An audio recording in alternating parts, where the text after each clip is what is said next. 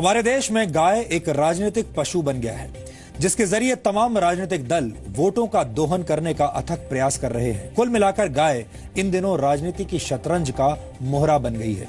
लेकिन आज हम गाय के राजनीति शास्त्र के साथ साथ गाय के अर्थशास्त्र और समाज शास्त्र का 100% शुद्ध और पवित्र डीएनए टेस्ट करेंगे, जो ये साबित करेगा कि गाय को मारने से ज्यादा फायदा गाय को जिंदा रखने में है। गाय का दूध हो, गोबर हो या गौमूत्र, गाय मरते दम तक समाज की भलाई का काम निष्काम भाव से करती है। शायद इसीलिए वेद पुराणों में गाय को कामधेनु कहा गया है। गाय का दूध कई तरह के रोगों को रोकने और उनके उपचार में काम आता है, और गाय ही मनुष्य के आसपास मौजूद एकमात्र ऐसा प्राणी है जिसका मल मूत्र भी पवित्र और उपयोगी माना जाता है। वैज्ञानिक रिसर्च में यह साबित हुआ है कि गाय के दूध में प्रोटीन, कार्बोहाइड्रेट्स, मिनरल्स और विटामिन डी होता है, जो रोग प्रतिरोधक क्षमता और मानसिक विकास में सहायक होता है। यह भी माना जाता है कि यज्ञ और हवन के दौरान गाय के दूध के घी की आहुति इसलिए दी जाती है क्योंकि इससे हवा में ऑक्सीजन का लेवल बढ़ता है। वैज्ञानिक रिसर्च में यह भी साबित हुआ है कि गौमूत्र में मौजूद तत्वों का सेवन कैंसर और टीबी जैसी बीमारियों में फायदेमंद होता है। पेट संबंधी बीमारियों में भी आयुर्वेद गौमूत्र के सेवन की सलाह देता है। और आपको यह जानकर बेहद हैरानी होगी कि अमेरिका ने गौमूत्र उत्पादों से जुड़े 4 पेटेंट्स ले लिए हैं। अमेरिका हर वर्ष भारत से गौमूत्र आयात करता है और उससे कैंसर की दवा बनाता है। गाय का गोबर भी गौमूत्र की तरह ही मूल्यवान होता है। रासायनिक खाद के मुकाबले गोबर से बनी प्राकृतिक खाद के इस्तेमाल से कृषि योग्य भूमि की नमी 50% तक बढ़ जाती है, जिससे फसल अच्छी होती है। गाय के गोबर से बनी बायोगैस अमेरिका और जर्मनी जैसे देशों में गाड़ियों के ईंधन के तौर पर इस्तेमाल हो रही है, और मशहूर कार निर्माता कंपनी टोयोटा गाय के गोबर से हाइड्रोजन फ्यूल बनाने की तकनीक पर भी इस वक्त काम कर रही है। यही वजह है कि गाय को कामधेनु कहा जाता है। अब हम आपको गाय के इसी कामधेनु अवतार का एक पवित्र डीएनए टेस्ट दिखाना चाहते हैं। इस विश्लेषण को देखने के बाद आप खुद ये तय कर पाएंगे कि गाय को जिंदा रखने में ज्यादा फायदा है या फिर मार देने में।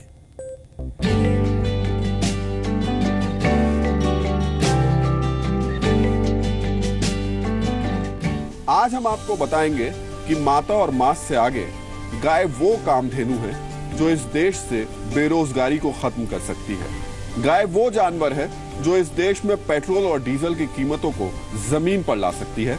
गाय वो पशुधन है जो इस देश के लाखों गरीब किसानों को अमीर बना सकती है। कैसे? चलिए। पिछले कुछ दिनों में पूरी दुनिया ने उत्तर प्रदेश के दादरी में हुई हत्या, गाय को बचाने में सब इंस्पेक्टर मनोज मिश्रा की मौत से लेकर बीफ पार्टी मनाने वाले लोगों के मुंह पर कालिक पोतने की इन घटनाओं को देखा। देश को शर्मसार कर देने वाली ऐसी घटनाओं को देखकर लगने लगा कि गाय सिर्फ 2 ही कामों के लिए है, या तो पूजा करने के लिए या फिर काट कर खाने के लिए।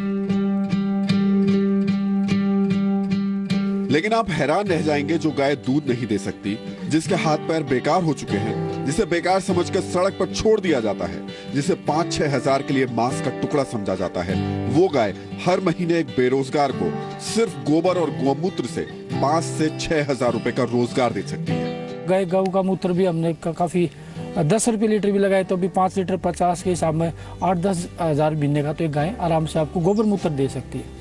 गोबर और मूत्र दे सकती है, जो कि लोगों की नजरों में नकारा, जो किसी काम की भी नहीं वो गाय। और जो दूध देने वाली तो अलग बात है। ये एक और नया पहलू नया सामने रखा है आनंद जी ने, कि वो गाय जो सड़क पर लोग बेकार समझ करके छोड़ देते हैं और शायद जिसकी तरफ देखते भी नहीं है, वो गाय आपको 8 से 10 हजार रुपए महीना बड़े आराम से दे सकती है, घर बैठे दे सकती है। हरियाणा की इस गौशाला में करीब 1100 ऐसी गाय हैं जो दूध नहीं देती, सिर्फ गोबर और गौमूत्र देती है, और यही गोबर और गौमूत्र 100 से ज्यादा लोगों को रोजगार दे रहा है। हमारे पास जितना जो हम काम करने वाले हमारी थोड़ी ग्रोथ कम है, इसलिए हम अभी हमारा 3.5 करोड़ रुपए का साल का 3 करोड़ रुपए सालाना सर हमारा टर्नओवर है। और बेकार गायों से आप कमा रहे हैं। हाँ जी, 3.5 करोड़ रुपये में से काम इससे जो कर रहे हैं हम। मैं तो एक और कहूँगा, जितने भी बेरोजगार भाई है या पढ़े लिखे भाई है, आप इसको बिजनेस बनाएं, गाय को बांधे, इसके लिए ट्रेनिंग हम देंगे, मार्केटिंग की व्यवस्था हम करेंगे, तो ये क्वालिटी का काम करे और बढ़िया काम करे तो गाय एक चलती फिरती फैक्ट्री है और कोई काम करने की ज़रूरत नहीं है। नौजवान पढ़े लिखे भाई ये काम कर सकते हैं। इसके सिर्फ 50% गोमूत्र है, उसको लेकर फिल्टर करके 50% उसका अर्क निकाला जाता है और वो भट्टी से निकलता है, कंडेंस करके उसको वेपर्स को कंडेंस करके निकाला जाता है। बड़े आराम से घर पर निकाला जा सकता है। तो फिर उसकी कीमत कितनी हो जाएगी? उसकी कीमत यहाँ हम इसको 100 रुपये में दे रहे हैं, 485 ml। तो जस्ट ये आपको 250 रुपये पर लीटर पड़ जाएगा। हम ये बताना चाह रहे हैं कि एक देश में ना जाने कितने लोग बेरोजगार घूम रहे होंगे और उनके सामने ही कितनी बेकार गाय घूम रही होंगी। तो ये दोनों अगर मिल जाएं तो दोनों का भला हो जाएगा। यानी दूध देना बंद करने के बाद भी गाय कामधेनु बनी रहती है, जो लोगों के लिए न सिर्फ रुपए कमाने का जरिया बनती है बल्कि इंसान की जिंदगी भी बचाती है। कैंसर और HIV हेपेटाइटिस भी आरपी अल्सर जैसे जैसे हमारे 99% रिजल्ट है। हमारे पास अगर कैंसर का पेशेंट का लीवर ठीक हो, खाना पीना खाता हो, हम एग्रीमेंट कर सकते हैं पेशेंट को ठीक करने का। मतलब आप साइन करके देते हैं? बिल्कुल साइन करके दे देंगे। हमारे पास यहाँ अगर छोड़ देंगे तो हम बिल्कुल 101% ठीक कर देंगे। कैसे ठीक करेंगे उसको? हम हमारी पद्धति से ठीक करेंगे, गोपैथी से, गौमूत्र से और जो पंचगौए से हम जो हमारी दवाई तैयार करते हैं।